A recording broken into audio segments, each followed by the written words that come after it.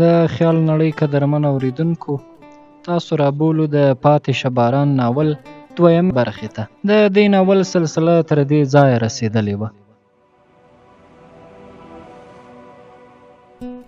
ګوره ګیلمن کېږه مه، 4 موسمه دي. خوشحال بابا وایي چې په اوړي کې د سوات هوا د کابل له هوا خوږه وي. معنا دا چې په نورو موسمونو کې د کابل هوا په شاتو لړلې وي. په دې خبرو زه او زمرک دواړه په خندا شو او بیا مو سره پریکړه وکړه چې د جغرافیه پوهنې په اړوند په همدې خبرو خبرې پای ته ورسوو او د خوب جزیرې ته د تللو هڅه وکړو. خو داسې نشوه کېدی. د جغرافیې په اړه دومره ډیرو خبرو ټولګی د جغرافیې ساعت څانګه او د هغې په ترڅ کاته را یاد کړي وو. زمرک ویده شو، خو زما به د څو شیبو لپاره ایله سترګې ورتلې.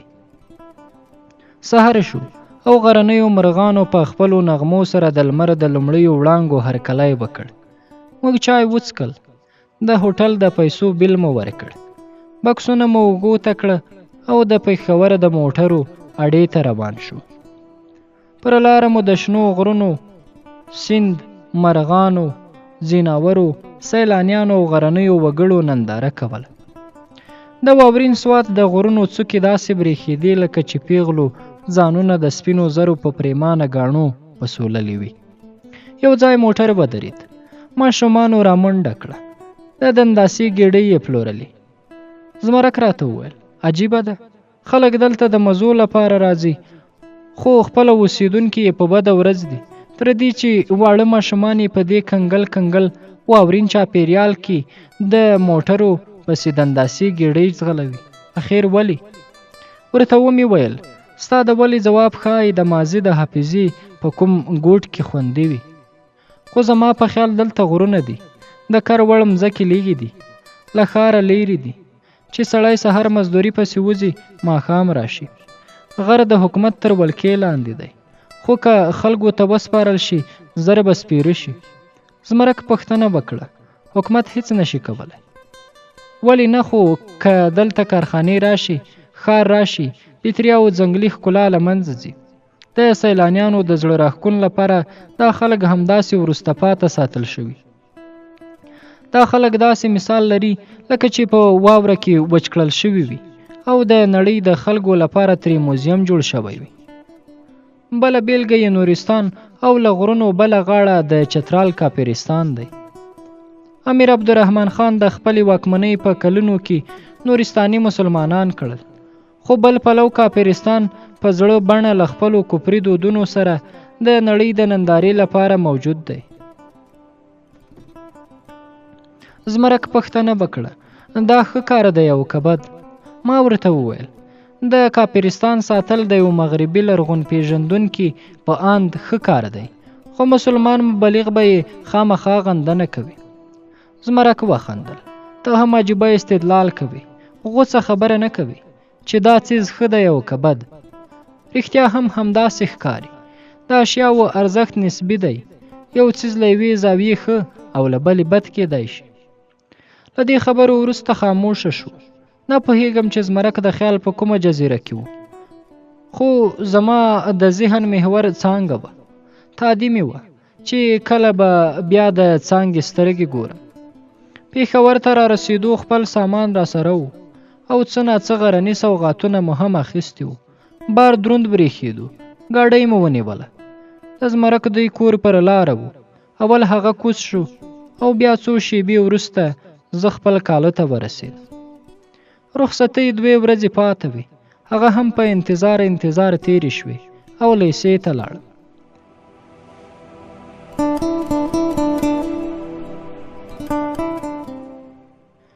بیا د استاد له راتلو تر مخه په ټولګي کې شر او شور و، خو ما له وروستي کتاره غلې او خوږه سندره اورېده. کټ مټ هماغسې وه لکه د ګلورینې څانګې په نرمو لوړو ژورو کې چې د سهار د باد له مستانه رقصه پیدا کېږي. سندره په ختمېدو وه. زرینه راننوته، څانګه یې ښکل کړه. د څو اونیو تږې وه.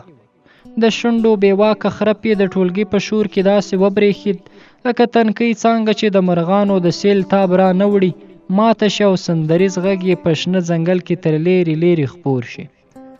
زرین او څانګه ملګرې وي او بیا دواړه نجونې وي، خو بیا هم د ښکلولو زما په زړه کې د رقابت سپرغۍ وشیندلې. نه پوهېدم چې څه وکړم. د تختې خوا ته لاړم. تباشیر مې راواخیست او د غره یو انځور مې وکښ. زه انځورګره نه وم، خو د فطرت سره د مینې له کبله مې د غره د انځور د ښکلو لپاره غیر منظم خو پوره ریاضت وکړ. انځور پوره شو او ترې لاندې مې ولیکل: فطرت له جمال او جلاله ډک دی. خدای جل جلاله هغه کتاب دی چې د نړۍ د هر نالوستي انسان سترګې هم لوستی شي. دا جمله مې لیکلې وه، یو ځل بیا مې لوسته چې د جغرافیې ښوونکی راننوت. غوښتل مې چې تخته بیرته پاکه کړم، خو چې د ښوونکي سترګې مې پکې خښې ولیدې، جرأت مې ونه کړ. نیغ لاړم او په خپله چوکۍ کېناستم. ښوونکي ته انځور او ترې لاندې لیکل شوي جملې خوند ورکړ. ستاینه یې وکړه. د غرونو په اړه یې ښایسته اوږده شیبه خبرې وکړې. دا بیله خبره ده چې د غرونو د ښکلاییز ارزښت پر ځای یې د هغې په جغرافیوي او ټولنیز ارزښت ډېر ټینګار وکړ. ویې ویل: غرونه د زلزلو مخه نیسي، کانونه لري، څړځایونه لري او ځنګلونه لري. ځنګلونه بیا د میوې باغونه، د ځناورو کورونه، د مرغانو ځالې او نور ډېر څه لري. د باران ورښت ته لاره برابروي، د نیزونو مخه نیسي. خو په ټوله کې یې وروستۍ جملې خوند راکړ چې ویې ویل: غرونه او ځنګلونه د مځکې ګاڼه ده.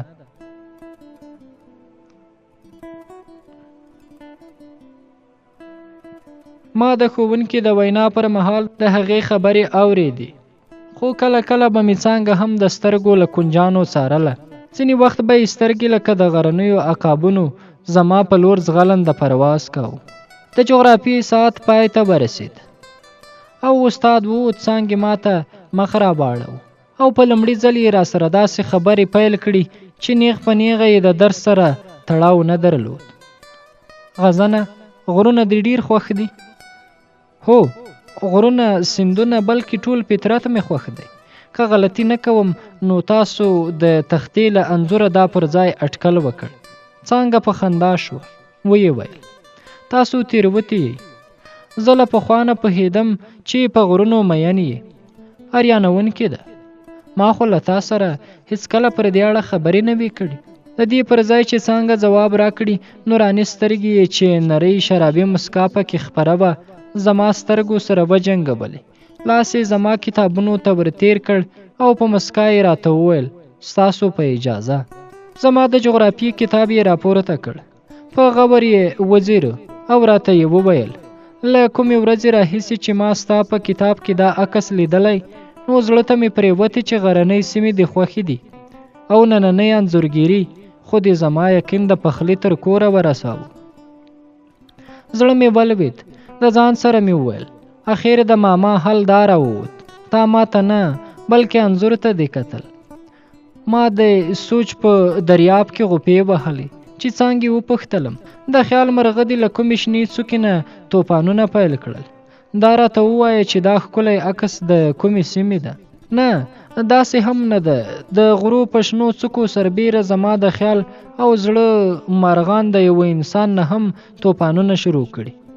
په دې خبرې هغه له حیا نه لکه مڼه سره شوه. زه هم د خپلې خبرې د اغېزې لاندې راغلم او د خبرو سره او تال مې مات شو. څو شېبې زموږ دواړو سرونه ښکته وو. داسې حالت و لکه چې ورته مې سپینه خبره کړې وي چې څانګې مینه در سره لرم.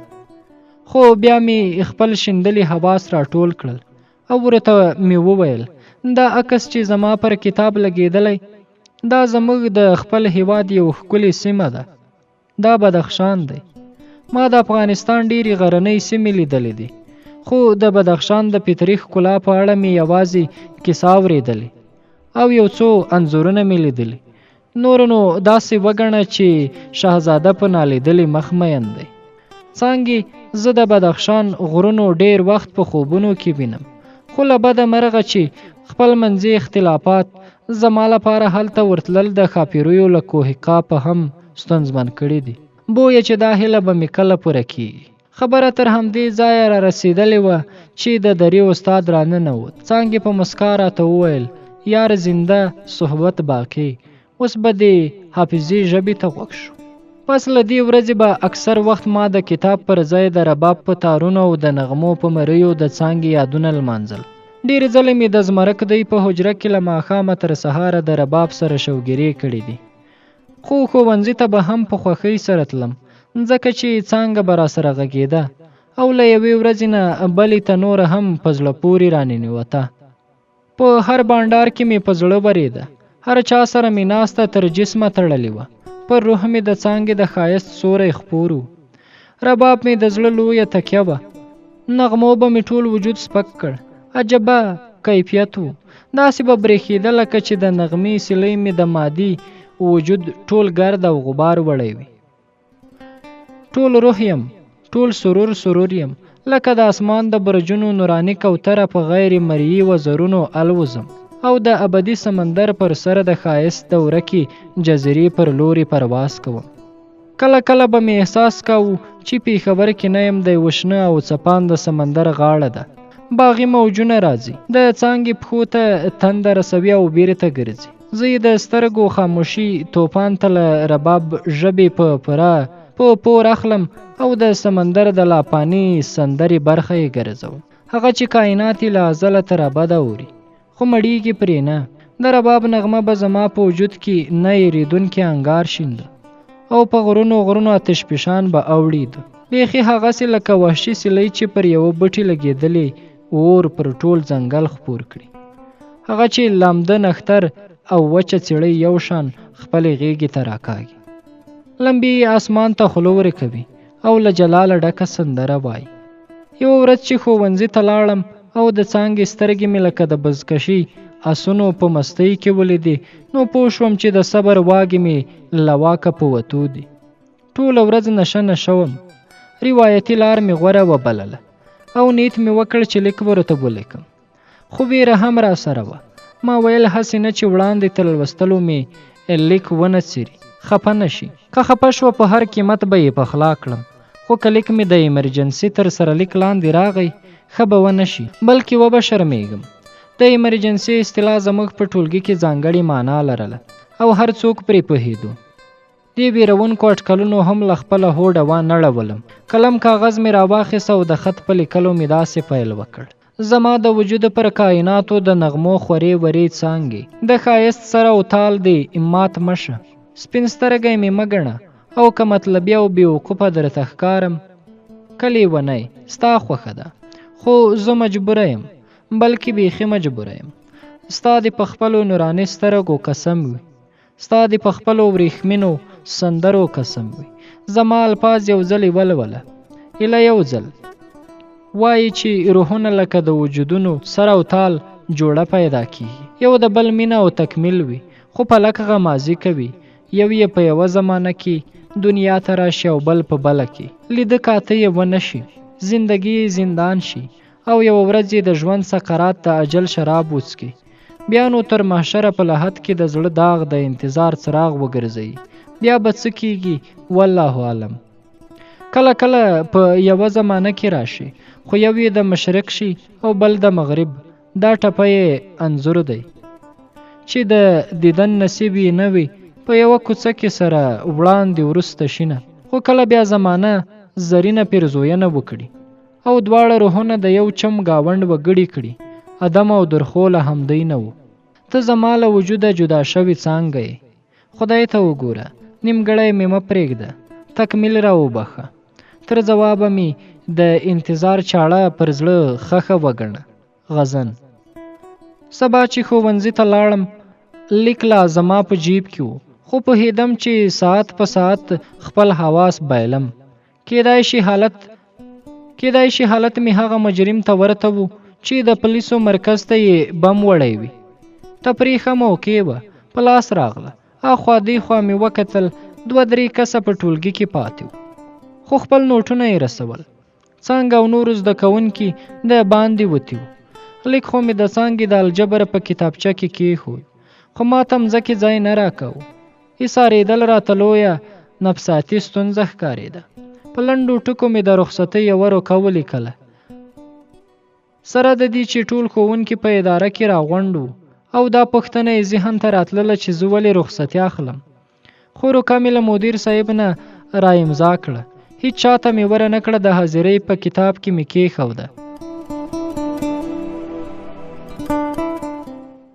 او د لیسې دروازې ته مې مخه کړه. بیا نو هغه د درویش درانه خبره، زه په داسې تلوار ووتم جانانه، لکه خلاص چې څوک بندي شي له زندانه. د اطمینان ساه مې واخیسته او د کور په لور روان شوم. په کور کې هم مضطرب وم. ځان ته مې مشغوله کته. له ځان سره مې فکر وکړ. فلسفه، جړه، تسنیتي او ماما. کېدای شي چې د څو شیبو لپاره مې خپله دنیا کې ورک وم. خو خوند یې را نه کړ. تورې ګونګې شوي وو، پر سینه غځېدلې وو. هېڅ یې نه ویل. تلویزیون مې روښانه کړ. هغه هم د ماهم عکسونو او ګډوډو اوازونو امتزاج وو. رانه هیر دي چې تلویزیون مې بند کړ او که روښانه پاتې شو. له کوره ووتلم او د زمرک دوی حجرې ته لاړ. رباب مې له میخه را کوز کړ خو ګوتې مې رېږدېدې. هېڅ یوې نغمې سر نه نیو. بیرته کور ته راغلم. له پریشانۍ ډکه شپه را خوره شوه. کله ویښ کله ویده. خو سهار شو، لمونځ مې وکړ. نیمه پیاله چای مې وڅښل. له ځان سره مې کرل ریبل چې لاړ شم او که نه. څه به یې راته وایي. لیک خو یې حتما لوستی دی، ځکه چې نن بیا الجبر لرو او پرون معلم کورنۍ کار هم را کړی و. چې لوستی وي څه به یې ویلی وي. هسې نه تر پایه لوستی نه وي، ټوټه ټوټه یې نه وي کړی. وا خدایه، ایمرجنسي نه شي. زړه نازړه وم خو توکل مې وکړ. ښوونځي ته لاړم او ټولګي ته ننوتم. سلام مې واچو خو د شیندلو حواسو له کبله پوه نه شوم چا راته وعلیکم سلام وویل. څانګه راغله چې ورو مې وکتل. په څېره کې حیا او حیرت، خاموشي او ښکلا پنځولې وه. نوراني سترګې یې ښکته وې. د اوربل ویښتان یې بار بار له تندي را ښویېدل او هغې په آرام سره په خپل لاس پورته کول. پوه شوم چې لیک یې لوستی، خو د ځواب اندازه یې راته نه لګېده. ما لا په تصور کې د اټکلولو غوټې پرانیستي چې پیکۍ د تختې له مخې چیغه کړه، ایمرجنسي ایمرجنسي. دې سره په ټولګي کې داسې خاموشي خپره شوه چې د استاد په ټینګار هم نه راتله. دا لومړۍ ورځ نه وه. د ایمرجنسي غږ به تل له ځان سره داسې خاموشي راوسته. پیکۍ وویل حساب معمول، بیا ایمرجنسي کیس دی. یو چاته محبتنامه لیکل شوې ده چې ستاسو پاملرنه ورته راړول غواړم. زړه مې درز وکړ. له ځان سره مې وویل هماغه څه وشو چې ترې ډارېدم. 12 پورې راورسېدم. په ایمرجنسي کیس کې نه وم راغلی، خو نن ګیر شوم او پوخ ګیر شوم. لیک د پیکۍ په لاس کې و، خو د شاګردانو د تلوسې لپاره یې خبره اوږدوله او نه یې لوسته. پوښتنې یې کولې چې دا لیک به چا لیکلی وي او چاته. که څوک سم ځواب ووایي، یو خودکار قلم انعام لري. چا شوخې جنۍ आवाज ورکړ، زرینې به څانګې ته لیکلی وي. څانګه لکه د تصویر څانګه غلې وه، خو زرینې له وروستني کتاره وویل هغه تیر شول چې مې مینه په غلا غلا کړه. اوس په درس جهان رسوا ده، په غلا نه ده. زموږ خبره خو ایمرجنسي نه ده. هر څوک پوهیږي چې څانګه زما ملګرې ده. زمرک ورته وویل په آرامه کښېنه، دا لندن نه دی چې له جنۍ سره د جنۍ مینه جواز پیدا کړي. محترمه، ستا له قانوني معلوماتو یوه ورپا مننه. زموږ مینه داسې فرنګۍ هم نه ده چې ته یې انګېرې. د مشرق تقدس خو موږ جنو ساتلی. ګنې ستاسو زړونه خو به د اروپا په عیاشۍ هم ساړه نه شي. زمرک په دې ځواب پریشانه غوندې شو. له زرینې بخښنه وغوښته او ورته یې وویل چې زما مقصد یوازې او یوازې ټوکه وه. که زه پوهېدی چې ته به پرې خفه کېږې، یوه کلمه به مې هم نه وویلې. دې خبرو نور هم پریشانه کړم، ځکه چې زرینه د څانګې ملګرې وه. بله دا چې د هلکانو د کردار ته ګوته نیول شوې وه. په ټولګي کې لا اټکلونه روان و چې پیکۍ وویل بی کویټ، غلی شئ، هوایي ډزې مه کوئ. د بې ګناه خلکو پر سرونو پریوځي. دا محبتنامه د 11 ټولګي یو ماډرن مجنون ماته لیکلې ده، نو ځکه یې لوستل هم مناسب نه ګڼم. دې خبرې سره مې زړه ښه شو، خو بیا هم پوره آرامه نه و. شاګردانو پیکۍ ته چغې کړې، نه نه نه منو، اوس به یې خامخا لولي. پیکۍ هم شرمېده او هم خندېده. ویل یې مجنون صاحب په یو پاکټ کې د مادوریا او شاهرخ خان پوسټ کارډ او یو لیک لري. د هلک نوم به حاضر ساعت کاڼی کېږدو، خو لیک یې واورئ. مای ډارلینګ پیکۍ، آی لو یو. ته زما ډېره خوښه یې، ځکه چې ستا سترګې د کاجل او شونډې د مادوري دي. که انکار دې وکړ نو د خیبر هسپتال مخې ته چې کوم د وسپنې هوایي پل دی، له هغه نه به هغه مهال سړک ته راټوپ کړم چې د ښوونځي د نجونو موټر تېرېږي. پرېږده چې چخپیت مې کړي. او که رخصتۍ نه وروسته د ښوونځي مخې ته د شیرو کاکا دکان نه د پانتا بوتل واخلي او ویسکي، په لیدو به یې زه وګڼم چې ته له ما سره محبت کوي. زرینې له شوخۍ نه په ډکه لهجه ورغږ کړ، د پانتا پیسې را لېږلې او که نه؟ پیکۍ وخندل او د ټوکې په اندازې وویل، که پیسې را لېږلې وای ولې به یې کیس ایمرجنسي کېده. خبرې تر همدې ځایه را رسېدلې وه چې ښوونکی را ننوت. پیکۍ ترې بخښنه وغوښته او خپلې چوکۍ ته لاړه. ښوونکي هېڅ هم ونه ویل، ځکه چې ټول ښوونکي زموږ له شوخۍ نه خبر وو. ډېر ځلې داسې شوي چې ښوونکی به راغی، موږ به چوکۍ یوې ډډې ته کړې وي او په ټولګي کې به ماتڼ کاوه. ساعت ختم شو، ښوونکی ووت او پیکۍ یو ځل بیا د تختې مخې ته ودرېده. لیک او پوسټ کارډ یې په لاس کې و. موږ هیله درلوده چې په لیک کې به څه خبرې پاته وي، اوس به هغه ولولي. خو پیکۍ وویل چې بل څه پکې نشته. ټیپر ته ورته یو زړه یې رسم کړی، دومره ډېر غشې پکې خښ دي لکه پوځیانو چې پرې چاند ماري کړې وي. پیکۍ دا وویل.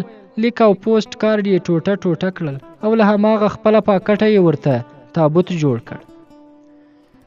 زموږ د ټولګي نجونو ته کله کله همداسې محبتنامې راتلې، خو ټولو ژمنه کړې وه چې د ایمرجنسي په اعلان به یې د ټولو په مخ کې لولي، بیا یې ټوټه ټوټه اشوک ته ورلیږي.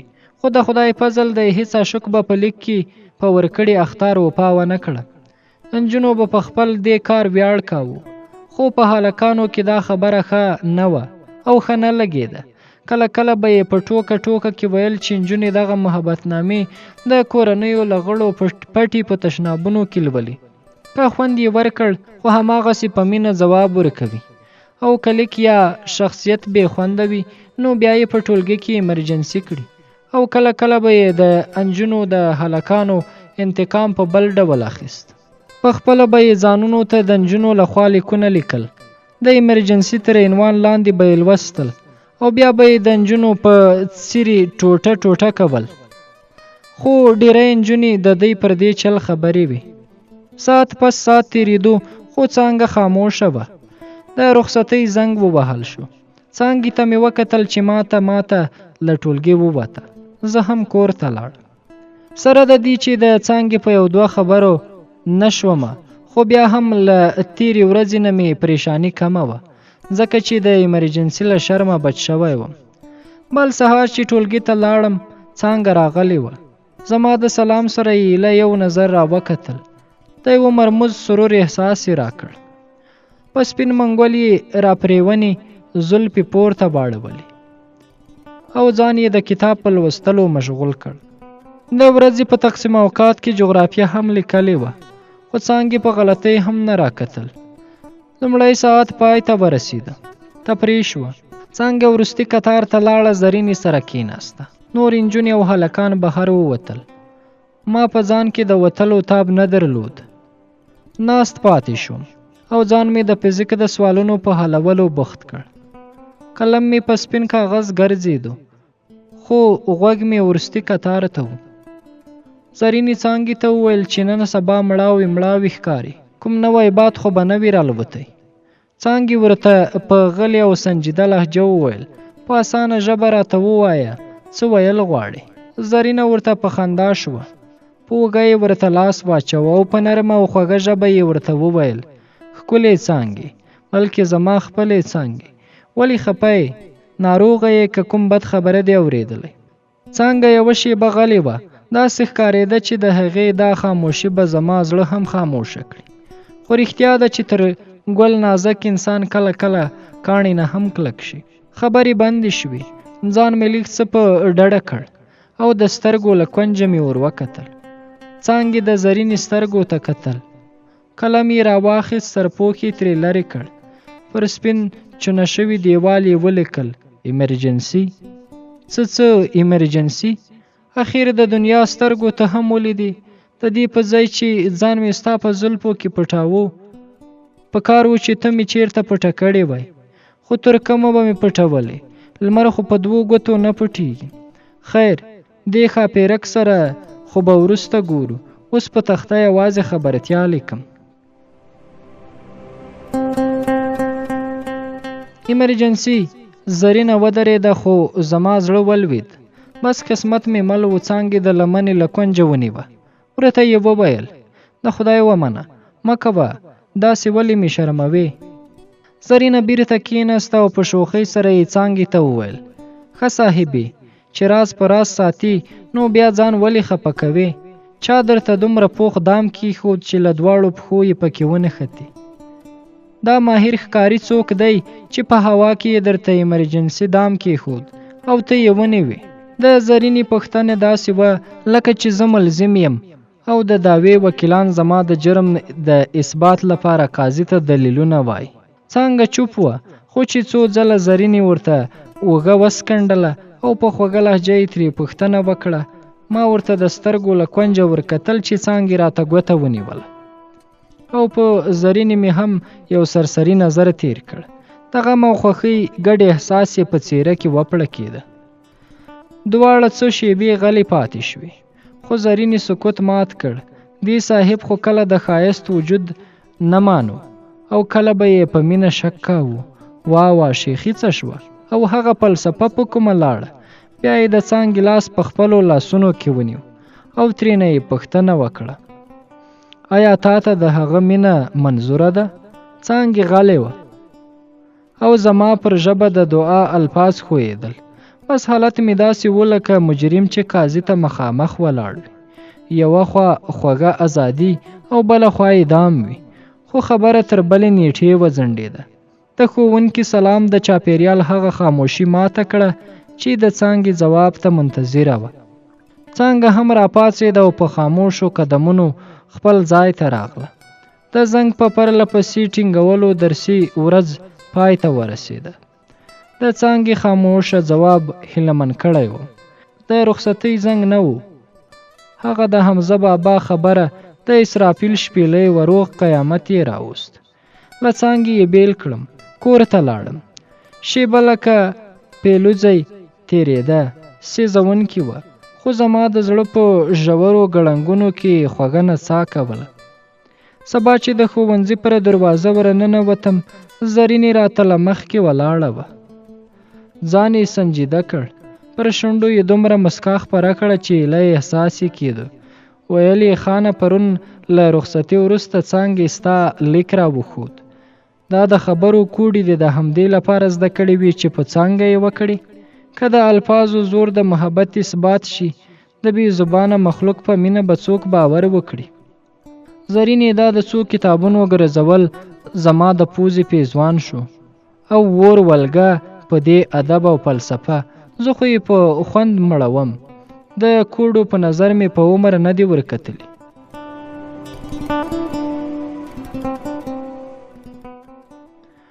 زرینه مسکی شوه، خو دا ځل لږ ډېره. ویل یې: غل مه نیسه چې غل به تا ونیسي. کار دې هم کړی او په الفاظو کې سپرغۍ هم شیندي. رښتیا یې ویل.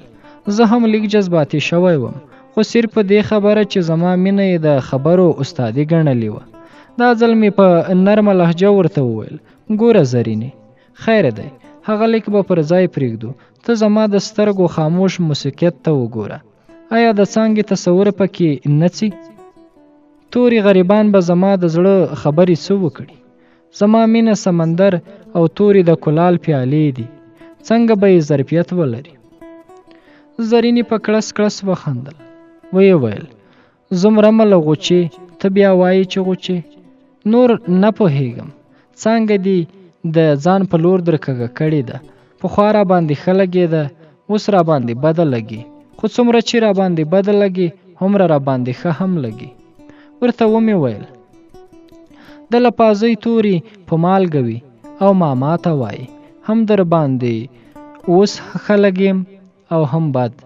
ویل یې پوخ استاد ماشوم مه جوړېږه، ښه هم را باندې د څانګې له مخې لګي او بد هم. ما غوښتل چې خبره پرې بیخي بربنډه کړم، خو شوخي را وکتل او په تک تک کې وویل عاقلان پای نقطه نگرند. په تک تک کې وویل عاقلان پای نقطه نگیرند. زه هم ورپسې غلی غلی د ټولګي په لور روان شوم. چې ننوتم سترګې مې د څانګې چوکۍ ته وې، لکه د برېښنا پړک یې په ځغلنده ځلېدونکي نظر را وکتل او سترګې یې دوه مستې توتکۍ وبرېښېدې، هغه توتکۍ چې د سرور په وزرونو یې له شنې څانګې والوزوي، په ملاک ملاک تېرې شي، خو د خوږې سندرې په څېر یوه مرموزه خوند د فضا په رګونو کې پرېږدي. زه هم لاړم او په خپله چوکۍ کېناستم. د ټولګي نګران ښوونکی راننوت، د تختې تر څنګ ودرېد او داسې خپله وینا پیل کړه. ګرانو زده کوونکو، تاسو به خبر یاست چې کلنیو ازموینو ته مهله څو ورځې پاتې دي. سره له سبا نه درسونه بند دي، بلکې له نن ورځې یې بند وګڼئ، خو اداره هیله لري چې غیر حاضري به نه کوئ. استادان به هم راځي، ستاسو مشکلات او ستونزې به هواروي. هڅه وکړئ چې وخت بې ځایه تیر نه کړئ. هوښیاران وایي چې وخت لکه سره زر دی. ستاسو د بریالیتوب په هیله مو په خدای سپارم. هو رښتیا د ازموینو د مهالویش پاڼه د ادارې پر دیوال لګېدلې ده، کته یې شئ. د استاد خبرو ورو ورو زړه راتنګاوه، خو ښه وه خبرې یې په لنډو غوڅې کړې. د استاد له وتو سره سم د رخصتۍ زنګ وټنګېد. د لیسې په انګړ کې شاګردان ډله ډله د مهالویش خواته روان وو او ځینو خو د مهالویش کتل مناسب نه ګڼل. ویل یې بیا به شي. په دومره خوښۍ سره له دروازې وتل لکه له بنده چې وځي، خو زما د قدمو سره او تال مات و، ځکه چې له 12 وروسته د څانګې لیدل راته یقیني نه ښکارېدل. څانګه هم ماته له زرینې سره روانه وه. د کور په خوا رهي شوم. پښې مې پر مځکه، خو فکرونه مې د شک او یقین په کشمکش وو. کله به مې ویل چې له امتحاناتو وروسته به مې نظرونه د څانګې په وریښمین اوربل ونه زانګي. بیا مې ځان ته ډاډ ورکاوه، کېدای شي چې هغه د پوهنتون لپاره له کلي راشي او سره یو ځای په یوه څانګه کې داخله واخلو. ټوله ورځ او شپه مې د ښکلي ماضي او شکمن مستقبل په سوچو کې تېره کړل. سبا چې ښوونځي ته لاړم څه شاګردان راغلي وو او څه په راتلو کې وو. څانګه هم راغله. د فزیک ښوونکی راننوت او له شاګردانو یې د هغې د درسي ستونزو په اړه پوښتنه وکړه. ډېرو شاګردانو ویل لومړی تمرینونه اسانه وو او وروستي ګران دي. له پایه به د پیل په لوري حرکت وکړو. خو څانګې د ټولو مخالفت وکړ. ویل یې له پیل به د ستونزو هوارولو ښه وي، ځکه که په الف پوه نه شو د بې ګردان به راته بې ګټې وي. خو بل خوا به غیر زمانه ټولو د څانګې مخالفت وکړ. استاد یوه شېبه غلی شو، بیا یې د ټولګي د پرانیستې دروازې له لارې د لیسې په منځ کې شنه چمن ته وکتل. بیا یې شاګردانو ته مخه کړه، ورته ویې ویل ستونزه به حل شي. ته غزن له کورنیو کارونو راته اندازه لګېدلې چې په فزیک کې هم تکړه دی. که څه هم مشکلات نه لري، نو بیا دې غزن او څانګه خپلې چوکۍ پورته کړي او د چمن په منځ کې د توت سوري ته د څانګې د پوښتنو ته ځواب ورکړي. او که کومه ستونزه رامنځته شوه، زه همدلته یم.